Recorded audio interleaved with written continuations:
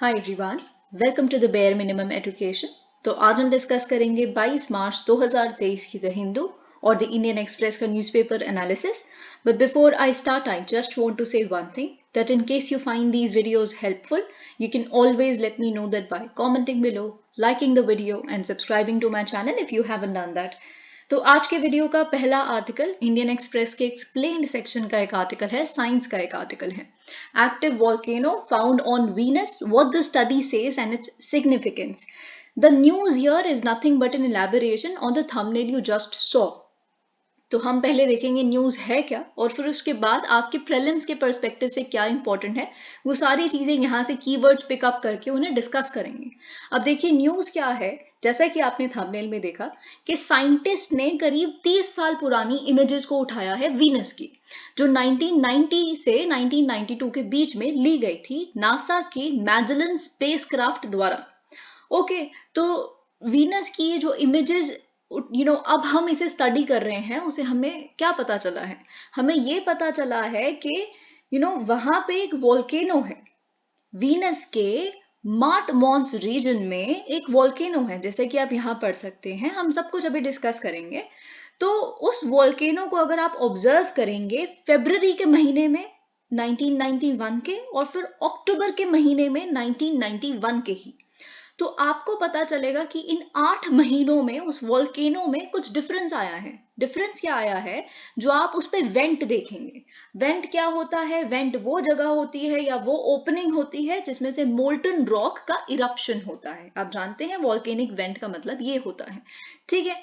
तो उसका जो वेंट है, आप अगर इमेज देखेंगे तो आपको समझ आ जाएगा कि अगर हम फरवरी के महीने में देखेंगे तो इट इज सर्कुलर, काफी सर्कुलर है, डीप है, स्टीप वॉल्स हैं एकदम, है ना। प्रॉपर इमेज आपको दिखेगी, प्रॉपर शेप दिखेगी, सर्कुलर स्टीप वॉल्स। और उसका जो एरिया है it is around 2.6 square kilometres. मैं फरवरी के महीने की बात कर रही हूँ। अगर आप 8 महीने बाद की इमेज देखेंगे तो आपको ये पता चलेगा कि जो वेंट की इमेज है, जो वेंट की शेप है, वो इरेगुलर हो चुकी है। इट हैज बिकम शैलोअर और नियरली फिल्ड, और इसका एरिया एक्सपैंड हो गया है, इंक्रीज हो गया है 3.9 स्क्वायर किलोमीटर तक। सबसे बड़ी बात है कि इरेगुलर शेप हो गई है। तो इससे हमें ये पता चला है कि एक वॉल्केनिक एक्टिविटी यहाँ पे हुई है। यहाँ पे एक्टिव वॉल्केनोज एग्जिस्ट करते हैं वीनस पे। ओके, तो ये चीज हमें यहाँ से पता चलती है। और एज वॉल्केनोज एक्ट लाइक, और साथ ही में देखिए ये सिग्निफिकेंट क्यों है। अगर हमें पता चल रहा है कि वीनस पे कोई वॉल्केनिक एक्टिविटी हो रही है, तो वॉल्केनिक एक्टिविटी से हमें पता चलता है प्लैनेट के इंटीरियर के बारे में। ऑफ कोर्स जो इंटीरियर में मटेरियल है जिस भी तरह का, वो it comes up, it comes out, और फिर आप स्टडी कर सकते हैं कि इस प्लैनेट का इंटीरियर कैसा है, जैसे अर्थ के केस में होता है। तो इसीलिए जो भी ये नई फाइंडिंग्स हमारे पास आई हैं, वो डेफिनेटली जो जियोलॉजिकल कंडीशंस हैं वीनस की, उसको और पता लगाने में हेल्प करेगा। अब देखिए ये जो पर्टिकुलर ऑब्जर्वेशन है ये आपके लिए बहुत इंपॉर्टेंट है, और मैं बताऊंगी आपको क्यों। पहली बात तो देखिए वेंट यहाँ पे एक चीज थी जो मुझे लगता था कि शायद आपको समझ ना आए, जो मैंने बता दिया, क्योंकि उसके बिना तो the explanation is a non starter. उसके बाद उसके बिना आप पूरा ये आर्टिकल समझेंगे कैसे, ठीक है। तो बाकी यहाँ पे आपको मैंने बताया कि मार्ट मॉन्स रीजन, ये जो वोल्केनो है ये मार्ट मॉन्स रीजन में है। तो जो मार्ट मॉन्स रीजन है वीनस का, it is the second highest volcano of Venus, ठीक है। ये वीनस के इक्वेटर के आसपास आप समझ सकते हैं कि लाई करता है। अब मैजेलन मिशन क्या है, ठीक है। तो जो नासा का मैजेलन मिशन था वीनस पे गया था, ठीक है। तो ये पहला spacecraft, this was the first spacecraft जिसने पूरे सरफेस को वीनस के इमेज किया था, ठीक है। 1989 में गया था, क्योंकि आप देख सकते हैं 1990 से 1992 की इमेजेस हमारे पास हैं।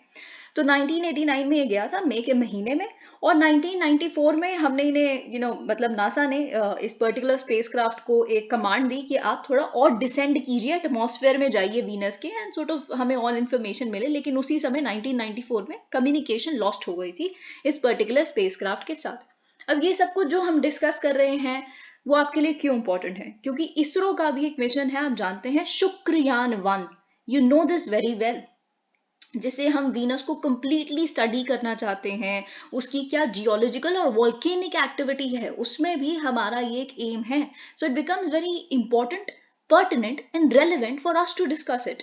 ओके, क्या किस तरह की विंड स्पीड है, क्लाउड कवर कैसा है, इस तरह से हम ये सारी चीजें ऑब्जर्व करेंगे अपने शुक्रयान-1 मिशन के माध्यम से।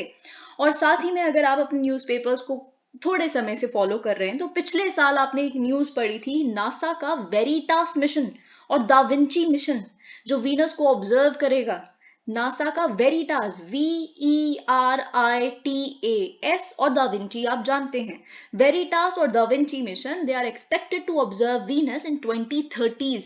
तो अगर आपके प्रीलिम्स में आए शुक्रयान-1, Veritas and da Vinci are related to exploration of which particular planet, और उसमें मर्करी और ऐसे ऐसे मार्स, ऐसे क्योंकि मार्स बहुत न्यूज में है रिसेंटली, तो आपको लगेगा कि शायद मार्स का होगा, मे बी मून एक option they they which is rubbish. ठीक है, तो आप यहाँ से पता लगा सकते हैं this is related to Venus. अब क्योंकि वीनस के बारे में बात हो रही है तो Venus is a very important planet for you. क्यों?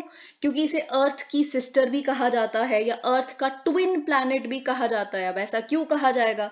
ऑफ कोर्स इसलिए कहा जाएगा क्योंकि इनका कॉम्पोजिशन या बहुत सारी ऐसी चीजें होंगी जो अर्थ की तरह होंगी, इसीलिए हम समझते हैं, अभी तक तो हमें ऐसा ही लगता है कि जो वीनस का इंटीरियर है वो हमारे अर्थ के इंटीरियर जैसा ही है ना, ऑल ऑफ दैट। तो इस वजह से हम इसे अर्थ का ट्विन भी कहते हैं। अब देखिए वीनस आप जानते हैं, वीनस क्या है, व्हाई द वर्ड वीनस, ऐसे नेम ही वीनस क्यों किया गया? Because Roman goddess of love and beauty, उनका नाम वीनस है। ठीक है, और आप ये जानते हैं कि मर्करी, वीनस, अर्थ, मार्स, है ना, तो वैसे ही सेकंड प्लैनेट जो है सन से वो बन जाता है वीनस। और पूरे सोलर सिस्टम का साइज के टर्म्स में, मास के टर्म्स में 6th लार्जेस्ट प्लैनेट ये है। ये सेकंड प्लैनेट है सन से, ये तो आपका बचपन की जो आप ज्योग्राफी साइंस पढ़ के आए हैं उससे आपको पता है। लेकिन सबसे बड़ी बात जो आपको ये पता होनी चाहिए, again this is 6th class की आपकी ज्योग्राफी की किताब की इंफॉर्मेशन, कि जो वीनस है it is the hottest planet in the solar system. आप ये जानते हैं क्यों हॉटेस्ट प्लैनेट है? मरकरी क्यों नहीं है? मरकरी होना चाहिए सबसे ज्यादा, सन के पास तो मरकरी है, मरकरी क्यों नहीं है? क्योंकि मरकरी में कोई एटमॉस्फेयर नहीं है। आपको अगर एक पर्टिकुलर एटमॉस्फेयर को बताना है कि ये गर्म है तो एटमॉस्फेयर भी तो उसके लिए, उसमें एटमॉस्फेयर ही कुछ नहीं है ना। तो वीनस में क्या है, Venus is the hottest planet. Okay, और स्पेशली वीनस में ऐसा इसलिए है, अगर ये भी आपके प्रीलिम्स के लिए क्वेश्चन बन जाता है, और प्लैनेट्स पे क्वेश्चंस आए हैं, ठीक है, आप खुद उठा के देखिए अपने पास्ट ईयर पेपर्स, आपको पता चल जाएगा प्रीलिम्स का। तो उसमें अगर आपसे ये पूछ लिया जाए कि मरकरी हॉटेस्ट प्लैनेट नहीं है, वीनस हॉटेस्ट प्लैनेट है, लेकिन क्यों है? तो खैर ये तो मैंने आपको बता दिया कि एटमॉस्फेयर नहीं है, पर वीनस के केस में क्या है ना कि उनके एटमॉस्फेयर में बहुत ही हाई कंसंट्रेशन ऑफ CO2 है, कार्बन डाइऑक्साइड बहुत ज्यादा है। तो कार्बन डाइऑक्साइड क्या है? ग्रीन हाउस गैस इफेक्ट बहुत ज्यादा है इसका, राइट। ग्रीन हाउस इफेक्ट क्या है कि ये जितना ज्यादा कार्बन डाइऑक्साइड की प्रेजेंस, उतना ज्यादा ग्रीन हाउस इफेक्ट, उतनी ज्यादा हीट, इसीलिए हॉटेस्ट प्लैनेट है सोलर सिस्टम का। ठीक है, ये आपका आंसर हो जाता है। और एक और बहुत ही ज्यादा जो आपके लिए इंपॉर्टेंट इंफॉर्मेशन है वो ये है कि वीनस और यूरेनस जो है ना वो क्लॉकवाइज स्पिन करते हैं। ठीक है, बाकी प्लैनेट्स को अगर हम कंपेयर करें तो वो एंटी क्लॉकवाइज करते हैं, अपने एक्सिस पे कह रही हूं मैं। ठीक है, ये वीनस और यूरेनस क्लॉकवाइज स्पिन करते हैं, ये आपको पता होना चाहिए। और एक बहुत ही इंपॉर्टेंट इंफॉर्मेशन वीनस के बारे में ये है कि इनका जो वीनस का एक दिन होता है वो इनके एक साल से भी बड़ा है। ठीक है, तो ये एक काफी आप कह सकते हैं कि इम्पोर्टेंट इंफॉर्मेशन है कि इनका जो एक दिन है, अगर हम देखें तो एक दिन क्या होता है, जो आप कितनी देर में, कितने टाइम में रोटेट करते हैं अपने एक्सिस पे, राइट। तो ये अगर हम अर्थ डेज लगाएं तो 243 अर्थ डेज ये लेते हैं एक रोटेशन को कंप्लीट करने के लिए। लेकिन एक ईयर को कंप्लीट करने के लिए 224 डेज ले रहे हैं, तो इनका एक साल इज शॉर्टर देन 1 डे। तो ये चीज आपको पता होनी चाहिए। यही इंफॉर्मेशन है, इससे ज्यादा कुछ भी आपसे नहीं पूछा जा सकता प्रीलिम्स में। ओके, अब देखिए यहाँ पे एक आर्टिकल है रूल 357, हम इसे डिस्कस करेंगे पर उससे पहले हमें एक एडिटोरियल को डिस्कस करना है, और हमें आज बहुत सारे एडिटोरियल्स डिस्कस करने हैं and all of them are very important. Okay, so please pay attention, different different issues पे, डिफरेंट डिफरेंट थीम्स पे हैं सारे ही एडिटोरियल्स, और 2 एडिटोरियल्स हमें इंटरनेशनल रिलेशंस पे डिस्कस करने हैं। The new global disorder. Okay, अब देखिए यहाँ पे क्या लिखा है, जो visiting Japanese prime minister Fumio Kishida आप जानते हैं उन्होंने आके अपना नया प्लान क्या है इंडो पैसिफिक के ऊपर वो उन्होंने अनवील किया, ठीक है। तो हमारा सारा ध्यान यहीं पे था कि क्या what is the prime minister saying about it, है ना। तो वही और साथ ही में ये जो विजिट थी वो कोइंसाइड की किसके साथ, जो शी जिनपिंग की विजिट हम मॉस्को में देख रहे हैं इसी हफ्ते, ठीक है। तो हमें ऐसा पता चल रहा है कि जो यूरेशियन अलायंस का कॉन्सेप्ट है, right, with the Russian leader Vladimir Putin are two elements of the unfolding geopolitical turn.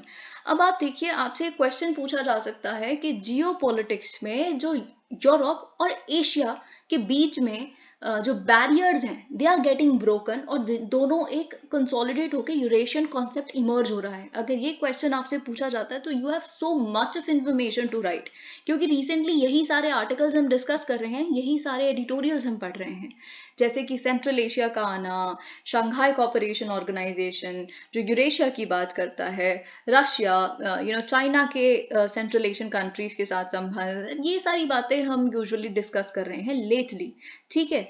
तो इसको हम दो एंगल से देखेंगे, क्योंकि जो यूरेशिया का कॉन्सेप्ट है, एक तो रशिया चाइना के बिहाफ पे आ रहा है और एक वेस्ट के बिहाफ पे भी यूरेशिया का कंसोलिडेशन आ रहा है, और यही आपके आंसर का क्रक्स बनेगा।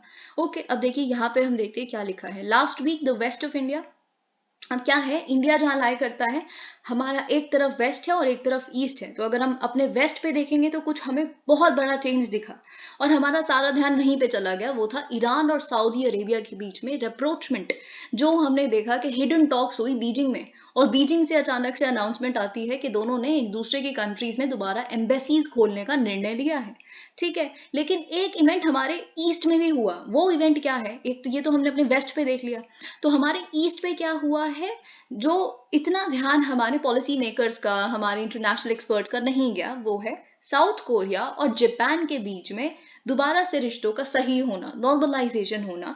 इनफैक्ट दोनों ने ये डिसाइड किया है कि हम दोबारा bilateral visits head of the state की जो हुआ करती थी उसे रिज्यूम करेंगे, मिलिट्री पार्टनरशिप रिज्यूम करेंगे, है ना। ये सब कुछ हमने देखा। Okay, if the Saudi Iran and okay, देखिए जो दितांत हम देख रहे हैं सऊदी और ईरान के बीच में, इसको बोला जा रहा है कि ये डिप्लोमेटिक ट्रायम्फ है, बहुत बड़ी जीत है बीजिंग के लिए, चाइना के लिए, और बहुत बड़ा सेटबैक है वॉशिंगटन के लिए, ठीक है, यही इसको समझा जा रहा है। लेकिन हमने ये तो किसी ने भी बोलते हुए नहीं सुना कि जो साउथ कोरिया और जापान के बीच में इतने जो उनका कॉलोनियल हिस्ट्री है जापान की, और उसके बाद रिश्तों का सही होना, है ना, इसके बारे में कोई ये क्यों नहीं बोल रहा कि एक बहुत बड़ा डिप्लोमेटिक विन है यूएस के लिए और एक बहुत बड़ा लॉस है चाइना के लिए, क्योंकि चाइना ने आज तक हर वो कोशिश की है कि साउथ कोरिया को अपने बहुत ज़्यादा ट्रेड में डिपेंडेंट बना देना, साउथ कोरिया को जापान के खिलाफ भड़काना, बहुत ज़्यादा इस तरह से जो आज तक चाइना करता रहा। तो ये चाइना के लिए लॉस है और यूएस के लिए विन है, ठीक है। तो यूएस इज मेड, और साथ ही में बात ये है कि यूएस ने और भी बहुत सारी विन्स देखी हैं चाइना की पेरिफेरी में, ये बात आप जानते हैं, ठीक है। जो ऑकस है, ये सब कुछ हो रहा है, ये चाइना की पेरिफेरी में हो रहा है। तो यूएस की हेजेमनी डिक्लाइन हो रही है, ये हम हर बार पढ़ते हैं, लेकिन कई चीजें जो रिसेंट पास्ट में हो रही हैं, we have to look at them as well. This is what the author says. It has managed to win the confidence of new, और साथ ही में और क्या हो रहा है, जैसे अगर हम एग्जांपल देखें तो जो फिलीपींस के नए प्रेसिडेंट हैं मार्कोस, उनका कॉन्फिडेंस गेन किया है यूएस ने। अब देखिए फिलीपींस क्या है, फिलीपींस एक ओल्ड ट्रीटी अलाय है यूएस का, ठीक है, लेकिन वो पिछले कुछ सालों से चाइना की तरफ काफी ड्रिफ्ट हो रहा था। जैसे कि आप भारत में भी देखेंगे, बांग्लादेश, श्रीलंका, नेपाल, असूलन ये होना चाहिए कि हम यहाँ पे अगर एक पावर हैं तो हमारे साथ दोस्ती इनकी अच्छी होनी चाहिए, हमारी ट्रीटीज भी हैं सबके साथ, फ्रेंडशिप ट्रीटी, दिस दैट, पर फिर भी हम एक टिल्ट देख रहे हैं चाइना की तरफ, राइट। तो वैसे ही यहाँ पे फिलीपींस में हो रहा था, जो इनके मार्कोस के प्रेडेसेसर थे वो काफी ज्यादा चाइना की तरफ टिल्ट कर रहे थे, लेकिन जैसे ही अब ये नए आए हैं यहाँ पे head of the state, he sort of is very much he sort of likes US too much. तो ये चीज हमें यहाँ पे पता चलती है। Equally interesting is the agreement between Germany and Japan. अब साथ ही में क्या है, अब ये सब कुछ जो हम डिस्कस कर रहे हैं यूरेशिया के टर्म्स में कर रहे हैं, ठीक है। अभी क्या है कि हमें रिसेंटली क्या देखा, जापान और जर्मनी के बीच में भी, जैसे कि जब हम कल डिस्कस कर रहे थे तो मैंने आपको बताया था कि जर्मनी के चांसलर जो हैं ओलफ शोल्स, उनको भी होस्ट किया था फूमियो किशीदा ने रिसेंटली। ठीक है, तो इसी समय हमने क्या देखा था पिछले हफ्ते कि उन्होंने डिसाइड किया कि दोनों कंट्रीज जर्मनी और जापान अपनी पॉलिसीज को कोऑर्डिनेट करेंगी, चाहे वो रशिया पे हो, चाहे वो उनकी एक्सेसिव डिपेंडेंस जो है चाइना सेंटर्ड सप्लाई चेन्स पे, उसको कम करने पे। Okay, if you thought Europe and Asia, अब देखिए अगर तो आप आज तक सोचते थे कि जो यूरोप और एशिया है वो दो डिफरेंट थिएटर्स हैं, दो डिफरेंट रीजन्स हैं, ठीक है, जो कभी नहीं मिल सकते। तो अभी हमें पता चल गया कि वी वर मिस्टेकन, क्योंकि हमें ये पता चल गया है कि दोनों के बीच में जो सेपरेशन है दोनों थिएटर्स के बीच में, they have started breaking down. Okay, the current dynamism in major power relations reminds us, इसीलिए जो करंट सिनेरियो हम देख रहे हैं, डायनामिज्म हम देख रहे हैं, माओ के द्वारा दिया गया एक बहुत पुराना कोट हमें उसकी याद दिलाता है, there is great disorder under the heavens, the situation is excellent. Okay, अब कैसे इस कोट को हम इलेबोरेट अब इस डिस्कशन में करेंगे। अब देखिए, जब आप अपना आंसर लिखे ना, अगर आपसे क्वेश्चन यही आ गया कि we are seeing an emerging post cold war world, ठीक है, तो एक तो देखिए जब कोल्ड वॉर हुई थी तो क्या था, कोल्ड वॉर में हम बाइपोलर सिस्टम देखते थे, एक तरफ यूएस है एक तरफ यूएसएसआर है, ठीक है। फिर उसके बाद कोल्ड वॉर जब खत्म हुई तो हमने डिसइंटीग्रेशन देखी, किसकी, यूएसएसआर की। तो फिर क्या हुआ, यूनिपोलर वर्ल्ड इमर्ज हो गया, ठीक है। तो वो हो गया पोस्ट कोल्ड वॉर वर्ल्ड, जो था एक तरह से आप कह सकते हैं एटलीस्ट इकोनॉमिकली यूनिपोलर वर्ल्ड था। लेकिन अब हम पोस्ट कोल्ड वॉर वर्ल्ड देख रहे हैं, ठीक है। तो अब यहाँ पे क्या हो रहा है, और साथ ही में एक और चीज, फिर पोस्ट कोल्ड वॉर वर्ल्ड में जो अलाइनमेंट सिस्टम था वो खत्म हो गया, और मोर और लेस आप कह सकते हैं इंडिपेंडेंस, ऑटोनॉमी, दिस और दैट, ये सब कुछ रिवाइव हुआ। लेकिन अब हम उस पोस्ट कोल्ड वॉर वर्ल्ड का भी पोस्ट वर्ल्ड देख रहे हैं। उसमें क्या हो रहा है, realignment and D alignment, it is under way. Realignment मतलब जो पुराने कहीं दोस्त थे कहीं कहीं कंट्रीज के, जैसे चाइना का पाकिस्तान, चाइना के सेंट्रल एशियन जो नेबर्स हैं, ठीक है, इनको दोबारा वो उनको स्ट्रेंथन करने की कोशिश कर रहे हैं उनके साथ अपने रिश्तों को। तो वी आर सीइंग रीअलाइनमेंट। हम यूएस की पार्ट पे भी तो यही देख रहे हैं, जैसे ही बाइडेन आए तो उन्होंने यही कहा कि हम अपने पुराने एलाइज के साथ दोबारा अपने रिश्तों को स्ट्रेंथन करेंगे, ठीक है। तो आप देखिए जिस तरह की लीडरशिप यूएस ने इस पर्टिकुलर केस में दिखाई है, जो यूक्रेन में कॉन्फ्लिक्ट हुआ उसके बाद उन्होंने हर वो कोशिश की कि एक ही स्टैंड रहे पूरे वेस्ट का against Ukrainian conflict, and he sort of done that. Okay, तो वो हम रीअलाइनमेंट देख रहे हैं, क्योंकि ट्रम्प के टाइम पे तो उन्होंने ये नेटो वगैरह को आप कह सकते हैं वीकन करना शुरू कर दिया था, एंड यू नो दैट, ठीक है। और हम डी अलाइनमेंट भी देख रहे हैं, हम रीअलाइनमेंट और डी अलाइनमेंट साथ साथ देख रहे हैं। डी अलाइनमेंट कैसे देख रहे हैं, क्योंकि सऊदी अरेबिया तो बहुत बड़ा अलाय है हमेशा से अमेरिका का। तो अब हम क्या देख रहे हैं, हम बैलेंसिंग एक्ट देख रहे हैं सऊदी अरेबिया के पार्ट पे चाइना के साथ अच्छे रिश्ते करके। तो हम रीअलाइनमेंट और डी अलाइनमेंट साइमल्टेनियसली देख रहे हैं। The rules governing the world, अब आप जानते हैं जो रूल्स इमर्ज हुए, इंटरनेशनल ऑर्डर का मतलब क्या है, वो ऑर्डर जो बेसिकली कुछ समय पहले कुछ रूल सेटअप किए गए थे उसके हिसाब से आज तक चल रहा है। तो वैसे एक इंटरनेशनल ऑर्डर इमर्ज हुआ था जब कोल्ड वॉर खत्म हुई थी, वो था 89-91 के बीच में, ठीक है। तो लेकिन वो जो इंटरनेशनल ऑर्डर है that is under stress now, वो रूल्स अब यहाँ पे काम नहीं कर रहे। ओके, क्यों, हमने देखा है कि रशियन एग्रेशन जो हमने यूक्रेन में देखा, या ताइवान के ऊपर जो चाइना का एग्रेशन है, और ताइवान के ऊपर चाइना का ये फर्मली कहना कि वो हमारी टेरिटरी है और हम रूल आउट नहीं करते अगर हमें इन्वेजन भी करना पड़े तो, ठीक है। तो ये चीजें अभी तक जो हमने सोचा था कि वर्ल्ड वॉर जैसा ऐसा कुछ हो ही नहीं सकता, this is a democratic era, this is completely impossible, but we are seeing something else. The conflict envelops the economic and technological domains as well. All countries including India are adapting to the breakdown of the old order at different speeds and with varying senses of urgency. आप जानते हैं हर कोई realignment कर रहा है। जैसे कि मैंने आपको कल बताया, जापान के जो प्राइम मिनिस्टर हैं फूमियो किशीदा, वो पिछले 15 दिनों से किसी ना किसी इंटरनेशनल ट्रिप पे या किसी ना किसी फॉरेन विजिट पे या किसी ना किसी तरह के बायलेटरल रिश्तों को सुधारने में लगे हुए हैं। जैसे कि पहले वो यूएस गए, फिर उसके बाद यूके, फिर इटली, फिर जर्मनी के चांसलर वहां पे आए, फिर हमने जापान का रिश्ता साउथ कोरिया के साथ अच्छे देखा, फिर वो भारत भी आए। तो सब बहुत अर्जेंटली स्टेप्स लेना चाहते हैं, क्योंकि जो ग्लोबल वर्ल्ड ऑर्डर है वो बहुत ही ज्यादा तेजी से चेंज हो रहा है, ठीक है। तो ऐसा ही इंडिया को भी करना पड़ेगा और इंडिया कर भी रहा है। In the scramble for the rearrangement of great power in regional politics, some trends are enduring. अब देखिए ये जो हम सारी कंट्रीज कुछ ना कुछ चेंज करने में लगी हुई हैं, सऊदी अरेबिया ने अपना इतना पुराना स्टैंड चेंज कर दिया, यूएई ने इतना पुराना स्टैंड चेंज कर दिया कतर के खिलाफ, ये सब कुछ जो हम देख रहे हैं, इन सारे चेंजेस में से कहीं तो लॉन्ग टर्म होने वाले हैं और कहीं केवल शॉर्ट टर्म एडजस्टमेंट्स हैं। ठीक है, अगर हम मिडिल ईस्ट की बात करें, जो सऊदी अरेबिया और ईरान का अप्रोचमेंट हमने देखा है, ओके, तो इसको आप टैक्टिकल या स्ट्रेटेजिक कह सकते हैं। स्ट्रेटेजिक कैसे कह सकते हैं? अगर तो आप स्केप्टिक हैं, है ना, जो ऑफ कोर्स बहुत सारे लोग हैं, सिर्फ एक दिन में एक डील ब्रोकर हुई या जो भी हुआ, उससे आप ये नहीं कह सकते कि सुन्नी शिया जो कॉन्फ्लिक्ट है, जो सालों पुराना कॉन्फ्लिक्ट है, वो खत्म हो गया। ऐसा बिल्कुल भी नहीं हुआ। और अगर आप थोड़ा और स्केप्टिक है तो आपको सच में ये लगेगा कि इट इज़ नॉट ईजी, कि किसी के साथ रिश्ते सही होना अलग बात है, पर इसका मतलब ये नहीं है कि सऊदी का जो रिश्ता एंग्लो अमेरिकन पावर्स के साथ है वो खत्म हो जाएगा, because it's sort of 100 year old partnership. If you are a realist, लेकिन अगर आप एक realist हैं तो आपको ये पता चलेगा कि this is what it is written here, that the effort to limit the conflict between Iran and Saudi Arabia is not an exception in the Middle East. Middle East में ये जो हम reproachment देख रहे हैं, पहली इस तरह की चीज़ नहीं हो रही।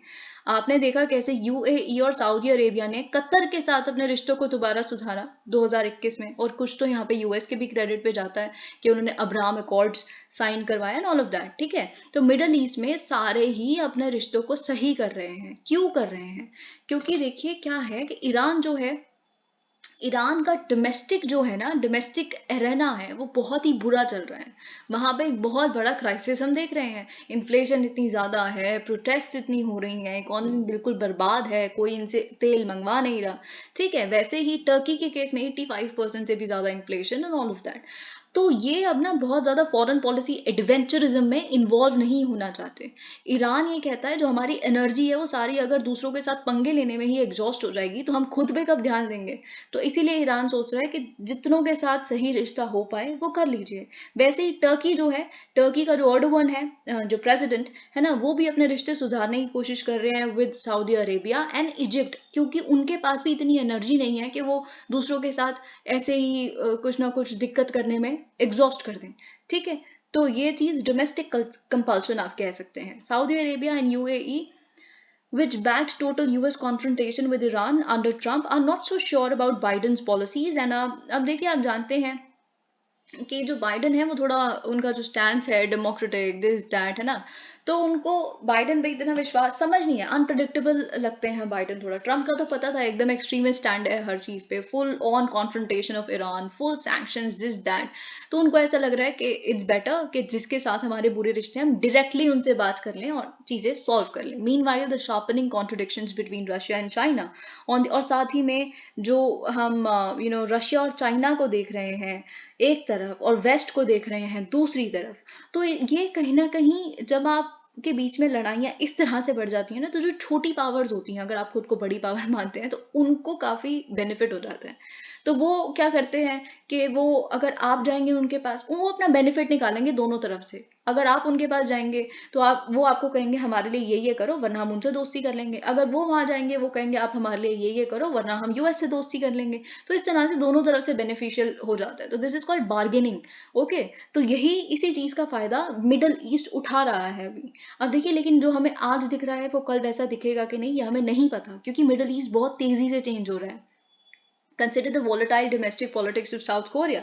अब देखिए, साउथ कोरिया के केस में भी यही है कि साउथ कोरिया के जो करंट हम प्रेसिडेंट देख रहे हैं, तो उनकी जो फॉरेन पॉलिसी है वो काफी बोल्ड है। क्योंकि आपने जापान के साथ क्योंकि जापान का जो इंपीरियलिज्म है वो बहुत ही इनफेमस है, ऑफ कोर्स होगा ही साउथ कोरिया में, क्योंकि फोर्ज लेबर, जो जिस तरह से कंफर्ट वुमेन बोला जाता था, प्रोस्टिट्यूट को जबरदस्ती प्रोस्टिट्यूट कल्चर में डाला गया था कोरियन वुमेन को।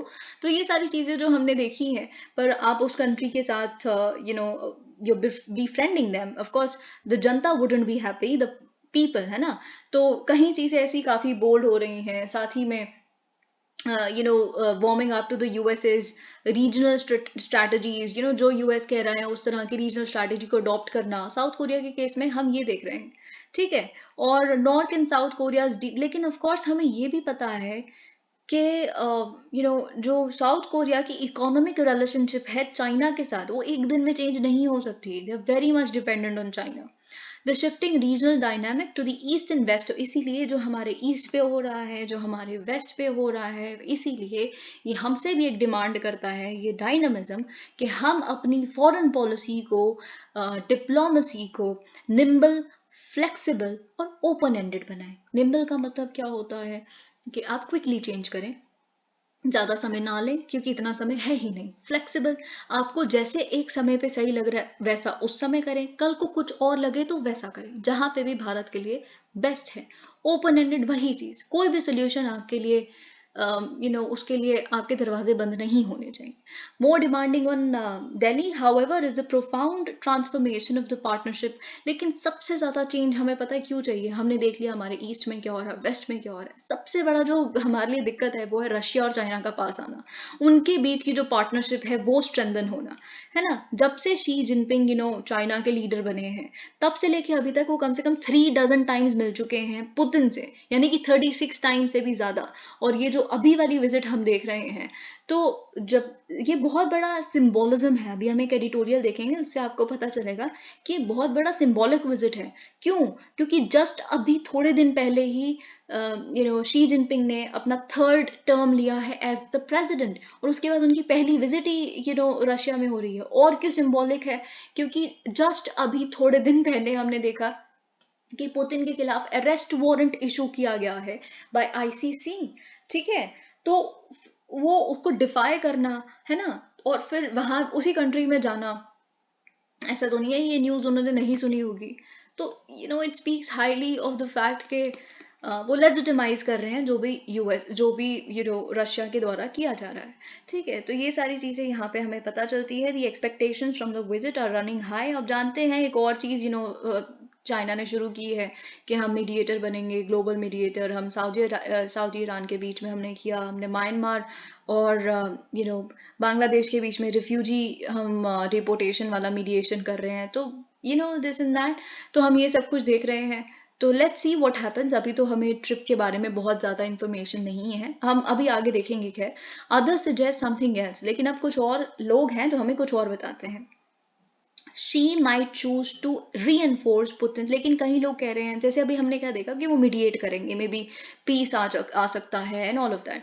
लेकिन कई लोग कह रहे हैं मे बी शी वहां पे अब गए हैं तो वो पुतिन की पोजीशन को और स्ट्रेंथन कर दे, है ना. वो कहेंगे जो पुतिन कर रहा है वो सही है, लेजिटिमेसी मिल जाए उनको, है ना. सिनिकल ऑब्जर्वर से मॉस्को हैज बिन ओके. तो कुछ ऐसे भी ऑब्जर्वर्स हैं जो ये कहते हैं कि मॉस्को ने जो वेस्ट के साथ ये कॉन्फ्लिक्ट छेड़ दिया है, उसकी वजह से एक ही लाभ हो रहा है एक ही कंट्री को, वो बीजिंग है. ठीक है, क्योंकि बीजिंग के ऊपर जो यूएस का प्रेशर था वो कम हो गया. यूएस का सारा ध्यान अब कहाँ चला गया? रशिया के ऊपर. तो कई लोग ये भी कहते हैं beyond China's position on Ukraine peace the long term concern. लेकिन ये यूक्रेन पीस पे क्या चाइना का स्टैंड है, क्या रशिया का स्टैंड है, इससे कहीं गुना ज्यादा अगर हम इंडिया के पर्सपेक्टिव से देखें, वो हमारा लॉन्ग टर्म कंसर्न है. क्या कि जो पुतिन है ना, वो बहुत ही ज्यादा डिपेंडेंट होते जा रहे हैं शी पे अपनी हर एक चीज के लिए. ओके, क्योंकि इस समय उनके साथ खड़ा कौन है ओपनली? वो शी है. ओके, तो देर आर एटलीस्ट 3 वेज. तो इसीलिए हम 3 वेज में इस पर्टिकुलर जो क्लोज रिलेशनशिप है उसको देख सकते हैं. कैसे? पहला व्यू ये कहता है कि एक वीकेंड रशिया जो अभी हम देख रहे हैं, वो इनएविटेबली एक जूनियर पार्टनर बन के रह जाएगा चाइना का. ठीक है, तो इसीलिए thereby making Moscow less reliable partner for Delhi in balancing Beijing. अभी तक हम रशिया को यूज करते थे फॉर बैलेंसिंग बीजिंग, पर अब किसको बैलेंस करेंगे? हम किसके माध्यम से बैलेंस करेंगे जब रशिया एक जूनियर पार्टनर ही बन जाएगा चाइना का? दूसरा पोजिशन क्या है, दूसरा तरीका क्या है इस रिलेशनशिप को देखने का? It argues that Russia-India relations are, of course, कई लोग ये भी आर्ग्यू करते हैं कि रशिया और भारत के जो रिश्ते हैं, it's the oldest friendship and it is immune to change. वो अलग रिश्ता है रशिया का जो चाइना के साथ पनप रहा है, और हमारा रिश्ता अलग है. It would be handled and tackled separately and individually. तो ये भी एक set of observers हैं जो ये कहते हैं. और एक थर्ड व्यू भी है।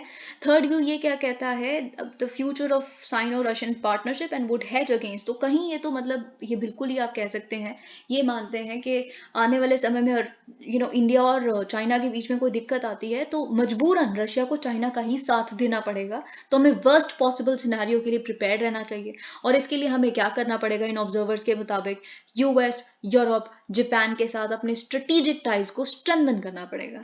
ठीक है, तो देखिए ये चीज जो है ना, ऑल्दो हम इस व्यू को मानते हैं नहीं मानते, पर हमने अपने स्ट्रेटेजिक टाइज को डाइवर्सिफाई और स्ट्रेंथन करना शुरू कर दिया। जापान के प्राइम मिनिस्टर अभी आए कल परसों यहाँ पे, यूरोप के साथ हम अपना पार्टनरशिप स्ट्रेंथन कर रहे हैं, यूएस से इतने सारे आर्म्स मंगवा रहे हैं, लॉट ऑफ टॉक्स है ना। तो ये जो है इसमें हम अपना कदम रख चुके हैं द नेक्स्ट फ्यू वीक्स, और इसीलिए अगले हफ्तों में क्या होगा, क्या मॉस्को में जो विजिट हो रही है उससे हमें क्या पता चलता है, फिर हमें पता चलेगा कि अच्छा अब हमें क्या करना है, हमारा चेंज क्या होना चाहिए अपनी डिप्लोमेसी में। अब देखिए इंडिया के पास बहुत ही अच्छा अवसर है, क्योंकि mister Modi will travel to Tokyo. आप जानते हैं हमें बेसिकली इनवाइट किया गया है कि हम हिरोशिमा जाएं G7 की मीटिंग के लिए, तो मिस्टर मोदी जाएंगे, फिर कैनबरा जाएंगे क्वाड की समिट के लिए, यानी कि ऑस्ट्रेलिया। ठीक है, तो ये हो गए वेस्टर्न अलाइज की बातें। फिर उसके बाद हम जो दिल्ली है, हम G20 की प्रेसिडेंसी होल्ड कर रहे हैं, तो पुतिन और शी दोनों आएंगे। ठीक है, और फिर उसके बाद SCO समिट भी है, हम उसकी भी प्रेसिडेंसी होल्ड कर रहे हैं, चेयर होल्ड कर रहे हैं, तो उनके भी समिट्स होंगे। तो हमारे पास एक बहुत ही अच्छा अवसर रेडी है, ये सारे अवसर रेडी हैं। अगर हम अपनी जियो पॉलिटिक्स में कुछ चेंज करना चाहते हैं, रिस्ट्रक्चर करना चाहते हैं, तो उसे हिंट करें पूरे वर्ल्ड को। ठीक है, तो ये चीज़ यहाँ पे हमें पता चलती है। अब देखिए हम एक छोटा सा आर्टिकल यहाँ देख लेते हैं, क्योंकि it's been so much into news.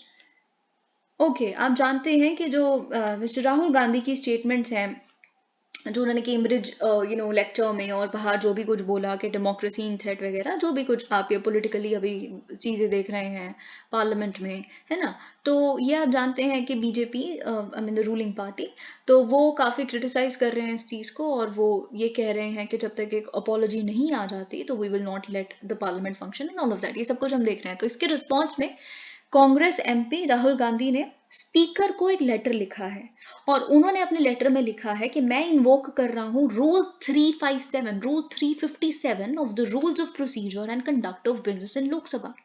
ये शायद रूल एज इट इज आपके लिए इंपॉर्टेंट हो ना हो, पर अगर आपसे which of the following statement with respect to the functioning of parliament written below are correct, तो उसमें आपसे ये एक स्टेटमेंट आ सकती है कि कोई अपनी पर्सनल आप कह सकते हैं कि पर्सनल इंफॉर्मेशन या पर्सनल रिप्लाई भी दे सकता है। ठीक है, पार्लियामेंट के अंदर, तो वो इससे डील करता है। ठीक है, तो यहाँ पे रूल 357 क्या कहता है, I am seeking this permission under the convention of parliamentary practice. तो उन्होंने कहा है कि देखिए मैं 3 तरह की चीज़ों के तहत आपसे ये परमिशन ले रहा हूँ मिस्टर स्पीकर, कि मुझे बोलने का, रिप्लाई करने का हक मिले। पहला क्या है, पहली परमिशन मुझे इसलिए मिलनी चाहिए कि पार्लियामेंट्री कन्वेंशनल प्रैक्टिस है। कन्वेंशन पार्लियामेंट का ये कहता है, बहुत बार लोगों को हक दिया गया है अगर उन पे कोई एलिगेशन लगी है तो वो उसका रिप्लाई दें। ठीक है, तो एक तो कन्वेंशन हो गया। दूसरा, constitutionally embedded rules of natural justice, principles of natural justice की बात हो रही है, राइट टू बी हर्ड, जो एक सामने वाले को देना चाहिए जिसको आप दोषी करार कर रहे हैं। रूल 357 उन्होंने तीसरी चीज बोली है, इसके तहत मुझे आप अलाउ कर दीजिए। Rule 357 of rules of procedure and conduct of business in Lok Sabha क्या कहता है, पर्सनल एक्सप्लेनेशन, जैसा कि यहाँ पे लिखा है rule 357, a member may with the permission of the speaker, तो यहाँ पे लिखा है एक member with the permission of the speaker, यहाँ पे परमिशन ही सीख की गई है, can make a personal explanation. ठीक है, एक पर्सनल एक्सप्लेनेशन दे सकते हैं, although there is no question before the house, but in this case no debatable matter may be brought forward and no debate shell arise, यानी कि अगर speaker उन्हें अलाउ कर देते हैं कि आप अपनी पर्सनल एक्सप्लेनेशन दे सकते हैं, कोई भी चीज़ जब आपसे पूछी गई है तो उस बात पे जो आप बोलेंगे उस पर कोई डिबेट अराइज नहीं होती, वो एक मैटर ऑफ डिबेट है ही नहीं। ठीक है, ये कोई एक बहुत पॉलिसी डिसीजन तो है नहीं, तो एक बस पर्सनल एक्सप्लेनेशन देने का अवसर आपको दिया जा रहा है प्रेसिडेंट जो स्पीकर हैं उनकी परमिशन पे। तो उन्होंने मिस्टर गांधी ने कुछ प्रीवियस इंस्टेंसेस को भी कोट किया, जब यूनियन मिनिस्टर रविशंकर प्रसाद जी ने इन्वोक किया था अपने ऑफ कोर्स रूल 357 को फरवरी 2015 में, तब उन्होंने क्या कहा था कि जब मिस्टर सिंधिया, जो अभी उस समय तो कांग्रेस एमपी थे, पर अभी is the minister for civil aviation and steel, तो उन्होंने उनसे एक सवाल पूछा था, तो और कुछ एलिगेशन लगाई थी, तो उसके जवाब में स्पीकर से परमिशन मांगते हुए रविशंकर प्रसाद जी ने रूल 357 को इन्वोक किया था। तो उन्होंने कहा था जब उनको अलाउ किया गया, ऐसे बहुत सारे एग्जाम्पल है, तो मुझे भी अलाउ किया जाना चाहिए। ओके चाहे वो एलिगेशन किसी बाहर वाली चीज पे लग रही हो या पार्लियामेंट में कुछ बोला गया उसके लिए लग रही हो, बस पर्सनल एक्सप्लेनेशन देने के लिए ये अलाउ किया जाता है। तो अगर पर्सनल एक्सप्लेनेशन आपके प्रीलिम्स में एक स्टेटमेंट में लिखा है, तो आप उसे गलत मार्क मत कीजिएगा। फ्रिंज फ्लेलिंग, अब देखिए ये क्या है। Of course by now you would have guessed this is about the recent Khalistani momentum जो हम देख रहे हैं।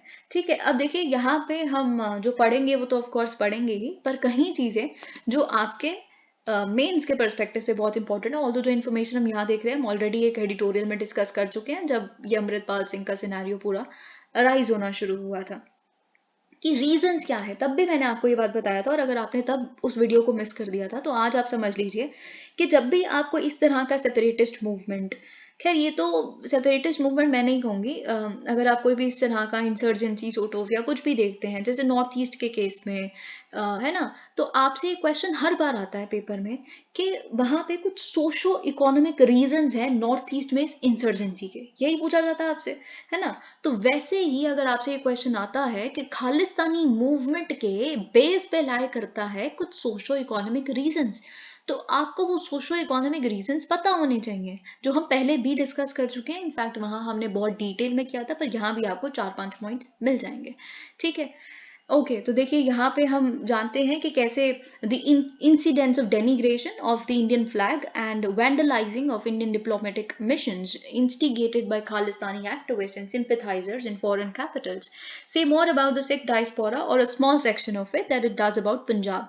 देखिए यहाँ पे ये ऑथर ये कहते हैं कि जो हम देख रहे हैं कि हमारे ट्राइकलर फ्लैग को नीचे लाके और अपना वहाँ पे खालिस्तान का फ्लैग लगाया गया कुछ तो ये जो इशू है ना जो आप देख रहे हैं, ये पंजाब को रिप्रेजेंट नहीं करता। ठीक है, जो हम यहाँ रहते हैं, नो, ये कुछ सिख डायस्पोरा का जो है भी नहीं है, हमारे सिटीजन्स भी नहीं है।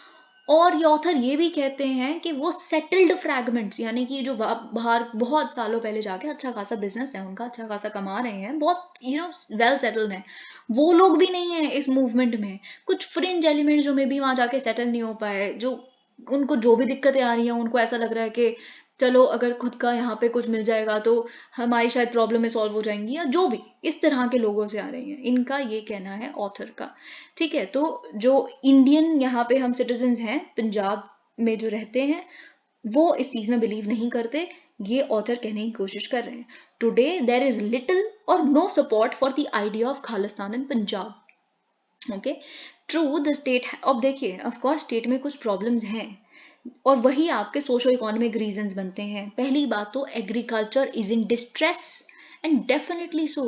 ओके, जो आप unsustainable rice wheat agricultural economy, जो उतना पैसा नहीं मिल रहा जो आपको मिलना चाहिए आपकी उपज के लिए, जो श्रिंकिंग लैंड होल्डिंग्स हैं, तो agricultural distress is point number 1। Point number 2 is unemployment. अच्छी एम्प्लॉयमेंट जनरेशन वहां पे नहीं हो रही।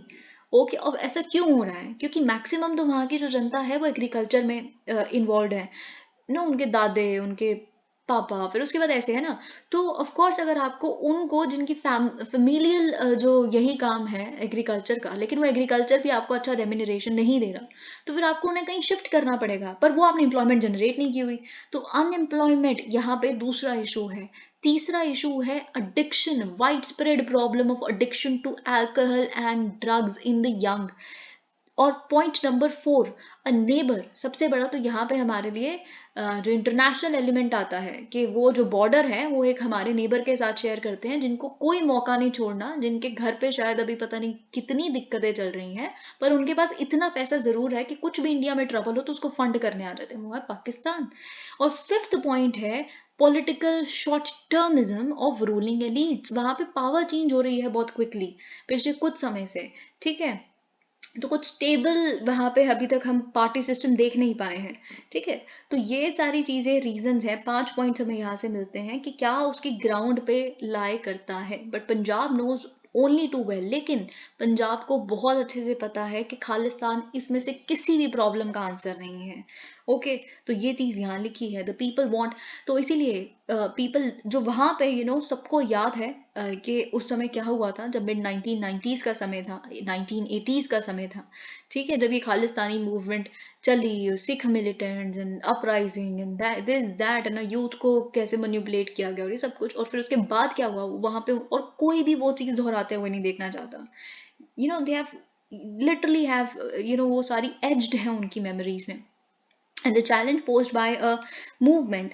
तो वही सारी चीज़ें यहाँ लिखी है, it was Punjab youth that, और साथ ही में उस समय में भी कि उस समय पे भी जिन जो पंजाब का यूथ था उनकी जाने गई थी, उन्होंने सबसे बड़ा प्राइस पे किया था, और कोई भी उस बात को नहीं भूला, कोई भी उस चीज़ की रेपिटेशन नहीं चाहता। अब हम ये जो कहीं सिख डायस्पोरा के फ्रिंज एलिमेंट्स हैं उनकी तरफ से ये जो बाहर ये सब कुछ देखते हैं, उनके बच्चों ने, उनका जो यूथ है, उन्होंने आके यहाँ सफ़र नहीं करना, उनका कोई स्टेक नहीं है। जो भी ये खालिस्तान मूवमेंट पनप पंजाब में रही है, तो उन्होंने तो नहीं यहाँ पे मरना ना आके। तो जिनके स्टेक्स ही नहीं होते किसी पर्टिकुलर गलत काम में, अगर जिसमें कोई वायलेंस हो, वो उनको क्या मतलब है, वो तो भारी सपोर्ट देंगे ही, ये पर्टिकुलर ऑथर कहना चाहते हैं। In the context of the high drama playing in the state over the self styled leader of the mysterious group Waris Punjab they Amritpal Singh, the incident in London way Khalistani activist replace, वही सारी बातें यहाँ पे लिखी है। फिर हमने सैन फ्रांसिस्को यूएस में भी देखा, फिर उसके बाद हमने कनाडा में भी देखा कैसे एक इवेंट को ही कैंसिल करना पड़ गया इंडियन एम्बेसडर द्वारा, क्योंकि उस वेन्यू पे पहुंच गए थे बहुत सारे आर्म्स लेके खालिस्तानी प्रोटेस्टर्स, है ना। तो ये सारी चीज़ें हम देख रहे हैं। इट अट्रैक्ट, जैसे जो मैंने आपको बात बताई है वो यही लिखी है, only for those who have few if any stakes in Punjab, it attracts those whose own young have to make no sacrifices. This is actually a very big point. Okay, although ये आपको कहीं पे भी पेपर में लिखने के लिए मिलेगा, पर कहीं चीज़ें पेपर से परे भी होती हैं, तो इसीलिए हम इसको डिस्कस भी कर रहे हैं। Pay none of the price demanded by a violent separatist movement within the diaspora, the obsession with an idea. Okay, ये जो आइडिया है खालिस्तान का, और इसके साथ जो ऑब्सेशन है, वही चीज़ जो सिख कम्युनिटी जो सेटल्ड है इन कंट्रीज में, वो नहीं इसको सपोर्ट करती। जो फ्रिंज एलिमेंट्स हैं, they sort of supported. Delhi is right to demand, और जो भी इस तरह के ग्रुप्स हैं, अगर हमने अपने बाकी काउंटर पार्ट्स को बोला है कि आप वियना कन्वेंशन के तहत हमारी जो बिल्डिंग्स हैं उसको आपने सिक्योरिटी प्रोवाइड करनी है, जो आप भूल गए हैं, तो उसे प्लीज़ याद कीजिए। ठीक है, और हम जो भी इन ग्रुप्स के खिलाफ अरेस्ट की मांग हमने की है, तो बिल्कुल सही की है, लेकिन एक और चीज़ हमें इस बात को लेकर भी केयरफुल होना पड़ेगा कि जो खालिस्तान के खिलाफ आपने कुछ किया कि नहीं किया, ये हमारा एक बेंचमार्क नहीं बन सकता कि हम इन कंट्रीज के साथ अपने बायलेटरल टाइज को सिर्फ इसी प्रिज्म से देखना शुरू कर दें, चाहे वो कनाडा हो, चाहे वो ब्रिटेन हो, चाहे वो यूएस हो। क्योंकि ये तीनों कंट्रीज डेफिनेटली वो कंट्रीज हैं जिन्होंने हमेशा से इमिग्रेंट्स को ओपन आर्म्स के साथ वेलकम किया है, उनको इक्वल राइट्स दिए हैं, इक्वल ट्रीटमेंट दी है, सिटीजनशिप भी दी है। ओके, वाइड स्प्रेड मैनर में। तो इसीलिए ऑफ कोर्स कहीं लोगों में वहाँ पे एंटाई इंडिया व्यूज हो सकते हैं, पर सब में नहीं है। Okay, but the foreign relations of an increasingly mature and sure-footed power cannot be hostage to such aberrations. अगर हम खुद को सच में विश्व गुरु का औहदा दिलवाना चाहते हैं, हम खुद को सच में एक मेच्योर डेमोक्रेसी, और हमें देखिए जो बहुत ज़्यादा हर चीज़ में अपनी इनसिक्योरिटीज़ व्यक्त करता है, तो मतलब वो इंसान कॉन्फिडेंट नहीं है, यही होता है। अगर हम कॉन्फिडेंट हैं, जो हम हैं वो, it is right, what we stand for is right, तो we would never go after और चेज द थिंग्स जो बहुत छोटी छोटी चीज़ें हैं, और ये हमारे लिए बहुत बड़ा कंसर्न है, पर हमें पता है कि दूसरी कंट्रीज के साथ जो रिश्ते हैं सिर्फ इसी एंगल से नहीं देखे जा सकते। ओके, तो ये बात यहाँ पे लिखी है। अब हमें द हिंदू के आर्टिकल्स देखने हैं। Xi hails neighbouring powers vows to strengthen ties with Russia. जैसे कि मैं आपको बता रही थी कि शी जिनपिंग अब वहाँ गए हैं, तो हमें देखना है कि क्या क्या डिस्कशन हुई है। शी जिनपिंग ने प्रॉमिस किया है कि हम स्ट्रेंथन करेंगे कोऑर्डिनेशन विद रशिया, ठीक है। और क्या क्या कहा है, दोनों नेशन अब बहुत सारे इकोनॉमिक कोऑपरेशन अग्रीमेंट्स को साइन करने वाले हैं। हम देखेंगे कौन से अग्रीमेंट को। ओके, और मिस्टर पुतिन ने कहा है कि हमारे जो टॉक्स हुए हैं वो मीनिंगफुल थे, फ्रैंक थे। ओके, और यही बात है, उन्होंने कहा कि कोई बात नहीं, जो भी सैंक्शंस हमें लगाई गई और यूरोपियन मार्केट से हमें बिल्कुल कम्प्लीटली कट आउट हुआ है हमारा, जो उसको हम कॉम्पनसेट करेंगे चाइना की ग्रोइंग डिमांड को फुलफिल करके, जो वहाँ पे ग्रोइंग डिमांड है फॉर एनर्जी। ओके, और वही बातें यहाँ लिखी हैं। Mister Putin said he was convinced that our multi level mutually beneficial cooperation will strengthen further. Neither leader made any mention of the conflict in Ukraine. तो अभी देखिए क्या है कि गए तो यूक्रेन कॉन्फ्लिक्ट पे अपना 12 पॉइंट का पोजीशन पेपर और ये सब कुछ को इलेबोरेट कर रहे हैं, मीडिएशन अभी तक, लेकिन हमने यूक्रेन का कोई रेफरेंस ही नहीं देखा। दोनों ही लीडर से हम क्या देख रहे हैं, हमारी कोऑपरेशन अच्छी है, हम स्ट्रेंथन करेंगे, हम बहुत बड़े ग्रेट नेबरिंग पावर्स हैं, है ना, ऑल ऑफ दैट। हम इकोनॉमिक कोऑपरेशन अग्रीमेंट साइन करेंगे, but no word on Ukraine as of yet. Okay, although mister Putin ने काफ़ी प्रेज किया है, यानी कि रशिया ने प्रेज किया है कि हम we are open to talks on Ukraine. हम तो इनफैक्ट चाहते हैं जो ये 12 पॉइंट पोजीशन पेपर आपने निकाला है, वो जो डायलॉग की मांग करता है, respect for all countries territorial sovereignty की मांग करता है, उस पर बातचीत हो। हम हर तरह की टॉक के लिए तैयार हैं, डियर फ्रेंड एक दूसरे को इन्होंने बोला है। अब ये जो एडिटोरियल है न्यूज़ एनालिसिस है, बस जिस फैशन में लिखा गया है, it's editorial fashion only. Confronting and intensifying rivalry with the US, Xi is turning to old allies. जो मैं आपको कुछ इसके एक्सर्प्ट उस एडिटोरियल के साथ बता चुकी हूँ, जो यहाँ वहाँ रह गया था वो हम यहाँ डिस्कस करेंगे। अब आप देखिए यहाँ पे क्या हुआ है। Xi Jinping has arrived in Moscow on Monday on a visit laden with symbolism. जैसा कि मैंने आपको बताया, काफ़ी सिंबॉलिक विजिट है, प्रेसिडेंट बनने के बाद पहली इस तरह की विजिट है। Okay, Xi Jinping hailed the China-Russia relationship as a new model of major country relations. दोनों ही मेजर कंट्रीज हैं और ये एक मॉडल सेट करता है कि कैसे दो मेजर पावर्स के बीच में रिश्ता होना चाहिए, ऐसा शी जिनपिंग ने कहा है। शी जिनपिंग के एक एडिटोरियल भी देखा गया है, एक आर्टिकल भी देखा गया है रशियन गैजेट में। ओके, जब वो जिस दिन गए उसी दिन रशिया में ये पब्लिश हुआ है, उसमें उन्होंने क्या कहा है, China and Russia are committed to no alliance, no confrontation, and not targeting any third party in developing our ties. Okay, ये सारी बातें देखिए कहीं और नहीं लिखी मिली, इसीलिए इंपॉर्टेंट आर्टिकल है। We firmly support each other in following a development path suited. उन्होंने कहा है कि देखिए उनकी कंट्री अलग है, हमारी कंट्री अलग है, यानी कि रशिया की, चाइना की। तो जो रशिया के लिए डेवलपमेंट पाथ है, जो उनकी कंडीशंस के हिसाब से सूटेबल है, वो उनका पाथ है और वो उस पर चलें, और जो हमारे लिए पाथ सही है हम उस पर चलेंगे, ठीक है।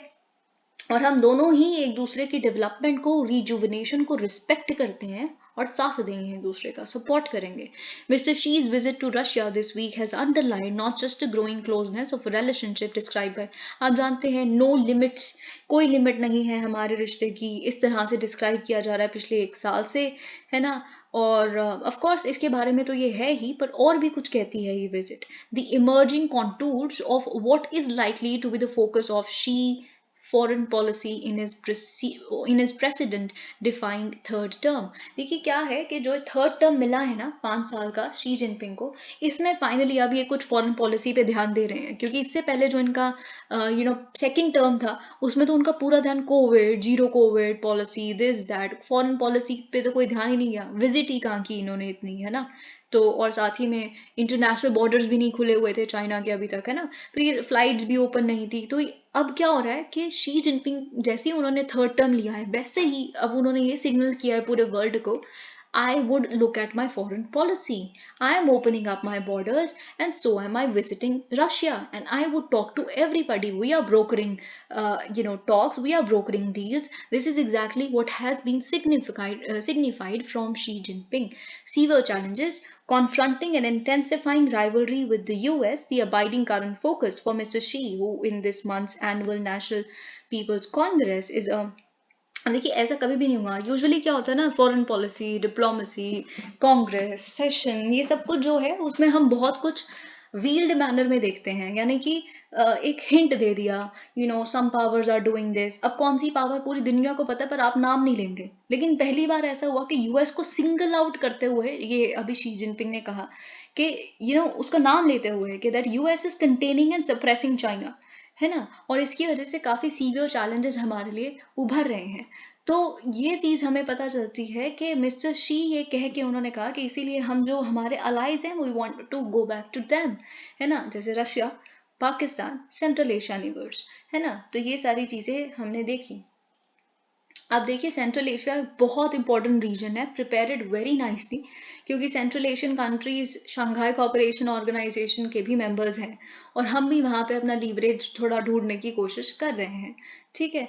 और इसीलिए और इम्पोर्टेंट हो जाती है क्योंकि 2023 में हम एक समिट देखेंगे जो मिस्टर शी होल्ड करेंगे, होस्ट करेंगे with the leaders of central Asian countries, okay. और साथ ही में हम एक और बेसिकली फोरम देखेंगे, belt and road forum, okay. तो इसमें बहुत सारे, इस बेल्ट एंड रोड फोरम में तो बहुत सारे हमारे नेबर्स भी जाएंगे, साउथ एशिया के, साउथ ईस्ट एशिया के, और ये दोनों इवेंट्स हम बहुत क्लोजली देखने वाले हैं। Mister she is doubling down on China's allies regardless of challenges in relationship with them, from the Ukraine crisis for Russia to continuing political and economic instability। अब आप जानते हैं कि जो चाइना के अलाइज हैं वो कहीं ना कहीं अपने प्रॉब्लम्स के साथ जूझ रहे हैं। पाकिस्तान की हालत आप देखिए इकोनॉमिक, रशिया देखिए सैंक्शंस और बहुत कुछ बुरा चल रहा है, पर फिर भी they are sort of getting on to them, right? They're supporting them, they're talking to them. Okay, one of its first foreign officials, अब आप जानते हैं कि यहाँ पे पाकिस्तान के जो फॉरेन सेक्रेटरी गए थे उसको भी उन्होंने होस्ट किया। The new Chinese state councillor and foreign minister Qin Gang, foreign minister Qin Gang ने क्या बोला उनको जब वो पाकिस्तानी सेक्रेटरी वहां गए कि हमारी आयरन क्लैड फ्रेंडशिप है चाइना और पाकिस्तान के बीच में, विच has stood the test of the time, है ना। इंटरनेशनल लैंडस्केप पूरा चेंज हो गया, but look at us, we are here together friends, है ना। तो ये उन्होंने कहा एंड प्लेज दैट बीजिंग, और हम हर तरह से प्लेज करते हैं कि हम सीपेक जो चाइना पाकिस्तान इकोनॉमिक कॉरिडोर है और बायलैटरल कोऑपरेशन है, हम उसको सपोर्ट करेंगे, उसको डेवलप करेंगे। मिस्टर चिन, जो चिन गांग है, उनकी जो पहली प्रेस कॉन्फ्रेंस हुई एज फॉरेन मिनिस्टर, तो उन्होंने क्या कहा एनपीसी के दौरान, जो अभी रिसेंटली हमने देखा कि हमारी ब्रॉड प्रायोरिटीज क्या होंगी थर्ड टर्म की शी की। तो उन्होंने यहाँ पे लिखा है saying Beijing will take it as our mission to defend China's core interest, हम चाइना के कोर इंटरेस्ट को डिफेंड करेंगे, हम फर्मली अपोज करेंगे किसी भी तरह के हेजेमोनिज्म को और पावर पॉलिटिक्स को। China has had a growing network of friends, उन्होंने कहा कि हमारे बहुत सारे फ्रेंड्स हैं, हमने बहुत सारे नए फ्रेंड्स बनाए हैं, इन्होंने ऐसा बोला। एंड स्ट्रेंथन टाइज, और हम अपने पुराने दोस्तों के साथ भी, अलाइज के साथ भी अपने टाइज को स्ट्रेंथन कर रहे हैं। वी विल ऑफर मोर, और साथ में इन्होंने कहा है, अब इससे पता चलता है और डेट ट्रैप डिप्लोमेसी हमें देखने के लिए मिलेगी चाइना के पार्ट पे, जैसा कि इन्होंने कहा कि हम और चाइना का इंसाइट और सॉल्यूशंस ऑफर करेंगे जो ह्यूमैनिटी के कॉमन चैलेंजेस को हेल्प कर पाए। Okay, global initiative. लेकिन सबसे इंपॉर्टेंट जो क्या है ना, बहुत इंपॉर्टेंट, आपका कोई भी आंसर आता है चाइना के ऊपर तो प्लीज इसका मेंशन जरूर कीजिएगा, ग्लोबल सिविलाइजेशन इनिशिएटिव। ओके, क्यों ये सब कुछ आप देख रहे हैं जो सऊदी अरेबिया के बीच में और ईरान के बीच में, और ये सब कुछ ग्लोबल मीडिएशन, यूक्रेन कॉन्फ्लिक्ट पे पीस का अटेम्प्ट करना है, ऑल ऑफ दैट, ये ग्लोबल सिविलाइजेशन इनिशिएटिव का पार्ट है, ठीक है। ये आप कह सकते हैं this is the fourth such idea which Xi, और not Xi actually, which China has promoted. मार्च 15 को उन्होंने अनवील किया है अपना ग्लोबल सिविलाइजेशन इनिशिएटिव। इससे पहले हम इन तरह के कौन से इनिशिएटिव देखे हैं, belt and road initiative, global development initiative, global security initiative, ये तीन के बाद ग्लोबल सिविलाइजेशन इनिशिएटिव अब हम देख रहे हैं। This is part of China's response to the changes of the world, this is what China says. अब देखिए यहाँ पे हमें जो आर्टिकल देखना है, okay just let me go back to it. अब ये जो आर्टिकल आप देख रहे हैं, discrimination in the IITs is something to write about.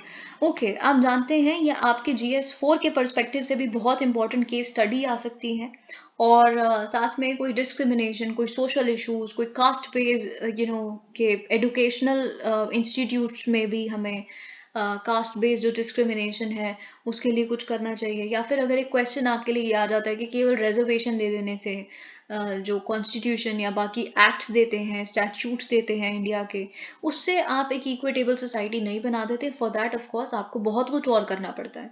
तो उस तरह के सारे आंसर्स को आप लिंक कर सकते हैं, क्वेश्चंस को लिंक कर सकते हैं। एक बहुत ही रीसेंट इवेंट आप जानते हैं, हमने डिस्कस भी किया है पर इतनी डिटेल्ड मैनर में नहीं, इस पर्टिकुलर इवेंट के साथ। और यहाँ पे आपको कुछ बहुत ही डिटेल्ड इंसाइट्स मिलेंगे, ठीक है। और कई पॉइंट्स यहाँ से जो आप ले सकते हैं वो मैं आपको बताऊंगी। आप अपने एस्से में भी यूज कर सकते हैं, आप से कोई GS1 में क्वेश्चन आता है उसमें यूज कीजिए, GS4 में क्वेश्चन आता है उससे यूज कीजिए।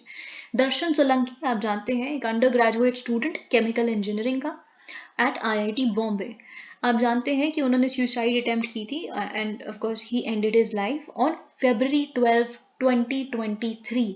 दर्शन सोलंकी के बारे में आप जानते हैं, ही वॉज अ दलित।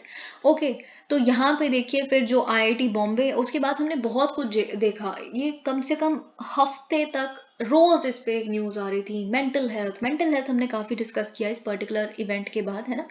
तो इसीलिए और फिर हमने देखा कि इंस्टीट्यूट ने, IIT बॉम्बे ने 12 मेंबर की एक कमेटी बिठाई कि इस बात पे इन्वेस्टिगेशन हो, क्योंकि बहुत सारे लोगों का ये कहना था कि जो उन्होंने सुसाइड की, दर्शन सोलंकी ने, वो जिस तरह का कास्ट बेस्ड डिस्क्रिमिनेशन एग्जिस्ट करता है IITs में, उसकी वजह से की, एजुकेशन इंस्टीट्यूशंस में। उस समय हमने ये भी डिस्कस किया था कि बहुत सारे मेंबर्स ने, एक्टिविस्ट ने ये बताया कि बहुत सारे जो बच्चे हैं जो अपर कास्ट या जनरल कैटेगरी के, उनके हिसाब से वो बहुत सारे फेसबुक पे और इंस्टाग्राम पे ऐसे पोस्ट लिखते हैं anti reservation and all of that, जिसकी वजह से हमारे ऊपर एक बहुत बुरा इम्पैक्ट पड़ता है, जिसकी वजह से हमारी मेंटल हेल्थ डिटोरिएट हो रही है and all of that.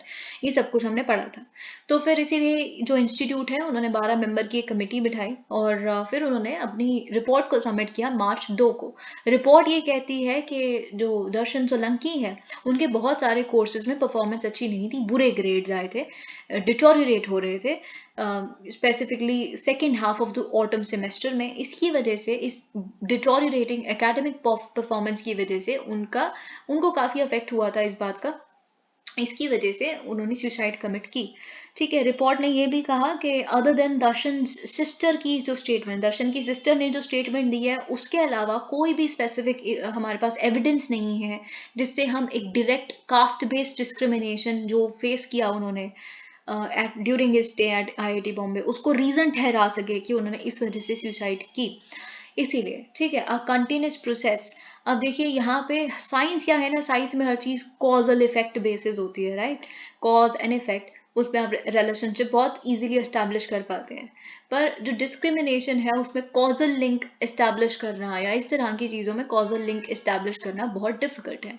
Okay, however the lack of tools to establish causality does not negate the present. लेकिन इसका मतलब ये नहीं है, चलिए ये केस अगर हम अभी साइड पे भी रखते थोड़ा, ठीक है, हो सकता है कि इसमें ये रीजन ना हो, ठीक है, तो ऑथर ऐसा कहते हैं, तो लेकिन फिर भी कि डिस्क्रिमिनेशन एग्जिस्ट करती है ये तो कोई डिनाई नहीं कर सकता, ठीक है। तो देखिए ये जो दोनों ऑथर्स है ना, ये खुद IIT एलुमनाई रह चुके हैं और दोनों ही इसलिए, और दोनों जनरल कैटेगरी के हैं, और इन्होंने कुछ ऐसा रियलाइज किया है इनके, now they reflect back on things and they are writing it. इसीलिए इन्होंने कहा है कि जो डिस्क्रिमिनेशन है वो एग्जिस्ट नहीं करती, ये भी कहना गलत ही है, ठीक है। In thinking about marginalisation the tendency is to, अब देखिए जब हम मार्जिनलाइजेशन के बारे में सोचते हैं, बात करते हैं, तो यूजुअली यही होता है जो सबसे ज़्यादा विक्टिमाइज्ड होता है ना, जो सबसे ज़्यादा हमें इन्फीरियर दिखता है। फॉर एग्जाम्पल अगर हम ये वर्ड यूज़ कर सकते हैं, तो हमारी सिंपैथी उनके साथ जाती है, द वीकर पार्टी, है ना, यही होता है। लेकिन ओके, दैट्स अंडरस्टैंडेबल, ये तो हर चीज़ में होता है, जो सबसे ज़्यादा विक्टिमाइज होता है उसी के साथ सबकी सिंपैथीज जाती है। पर जो वो है डिस्क्रिमिनेशन है, वो सिर्फ यहीं तक सीमित नहीं है, डिस्क्रिमिनेशन काफ़ी मल्टी लेयर्ड होती है। ओके, व्हाट इज, अभी देखिए अभी तक आपको लगा होगा इसमें क्या ही है हमारे लिए, क्या पेपर के पर्सपेक्टिव से इंपॉर्टेंट है, धीरे धीरे समझ आएगा। मैं आपको कुछ कुछ पॉइंटर्स यहाँ बताऊंगी, आप लिख सकते हैं। What is needed is not sympathy. अब देखिए हमें सिंपैथी नहीं चाहिए, ना ही हमें बैंडेड एम्पैथी चाहिए फॉर द मोस्ट विक्टिमाइज, पर हमें एक कांस्टेंट एंगेजमेंट चाहिए with the politics of assertion because discrimination is not necessarily one of high-pitched melodramatic event of hurling abuses at somebody. Discrimination का मतलब सिर्फ इतना नहीं है कि एक बारी किसी पे गुस्सा आया और हमें उसकी कास्ट पता और हमने उसको कुछ गलत बोल दिया और डिस्क्रिमिनेशन खत्म हो गया. नहीं, डिस्क्रिमिनेशन तो कंसिस्टेंटली आपके दिमाग में एम्बेडेड है. ठीक है, it's a continuous process, it's a led and continuous process, जिसमें क्या होता है हर दिन आपके दिमाग में किसी सामने वाले को देख के कुछ आपके दिमाग में आता है, अच्छा इस वजह से हो गया होगा, उसका पेपर क्लियर हो गया इस वजह से हो गया होगा. ये सब कुछ आप जानते हैं, ये चीजें मुझे आपको बताने की जरूरत नहीं है. बात ये है ये क्या करता है और ये आप अपने आंसर्स में लिख सकते हैं. ये एक एटमॉस्फेयर बना देता है ऑफ अस वर्सेस देम. हम अलग हैं, वो अलग हैं, ये आप जानते हैं और ये मैं कुछ नई बात नहीं बता रही. ठीक है, तो ये अस वर्सेस देम आप अपने आंसर्स में, एसेज में लिख सकते हैं. It takes subtle seemingly innocuous forms such as. अब देखिए बहुत बार ऐसा होता है कि हम हैंड शेक कर रहे हैं लेकिन हमें पता सामने वाले की कास्ट क्या हो रहा है, उसको भी समझ आ रहा है कि मेरे साथ ऐसे ऐसी फ्राउनिंग सी स्माइल दे के ऐसा क्यों कर रहा है ना. तो हमें सब समझ आता है. ठीक है, तो ये चीज इन्होंने कहा है ऑथर ने. एड अ डिस्कशन ऑन, तो डिस्क्रिमिनेशन सिर्फ अब्यूज करने से थोड़ा हो जाती है, जो आप सामने वाले को फील करवा रहे हैं उस वजह से होती है, ऐसा ये ऑथर कहते हैं. And a discussion on discrimination at the IIT needs to be predicated. अब देखिए क्या है आईआईटीज की अगर हम बात करें, अब आईआईटी का मतलब आप समझते हैं राइट, कि आईआईटी में अगर कोई इंसान टॉप रैंक्स लेके अपना पोजीशन सिक्योर करता है ना. तो देखिए आईआईटी में क्या है ना, मेरिट के बेसिस पे डिस्क्रिमिनेशन होती है सबसे पहले, अगर हम कास्ट हटा भी दें तो. ठीक है, तो मेरिट क्या है राइट, आप जानते हैं व्हाट इज मेरिट, कि जो सबसे ज़्यादा मार्क्स लेके सबसे अच्छी रैंक लाया होगा है ना, फिर उसको अपने ड्रीम कॉलेज में एडमिशन मिलता है ना, होता है ना, दैट इज कॉल्ड मेरिट. और जिसको सिर्फ वो एक पर्टिकुलर कैटेगरी को बिलोंग करते हैं तो कम मार्क्स पे भी मिल गया तो वो मेरिट के बेसिस पे नहीं आए, है ना, और ये डिस्क्रिमिनेशन का एक स्रोत बन जाता है, सिंपल बात. लेकिन यहाँ पे हम कुछ जो आप लिख सकते हैं, द पॉलिटिकल फिलोसोफर, आप जानते होंगे अगर माइकल सैंडल के बारे में, तो उनकी एक बुक है द टिरनी ऑफ मेरिट. ठीक है, तो उसमें उन्होंने बताया, उन्होंने मेरिटोक्रेसी का एक क्रिटिक प्रेजेंट किया है.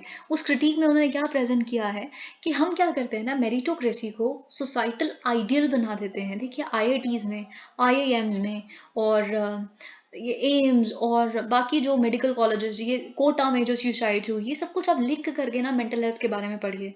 ठीक है, तो खैर आप जानते हैं मेरिटोक्रेसी को हमने सोसाइटल आइडियल बनाना है, जो बनाया हुआ है जिसको सबने अचीव करना है. तो फिर जब इसको कोई अचीव कर लेता है तो वो खुद को अलीट समझता है ना, और फिर दूसरे वाले को अपने से नीचे समझता है. दिस इज क्वाइट ऑब्वियस, यही होगा है ना.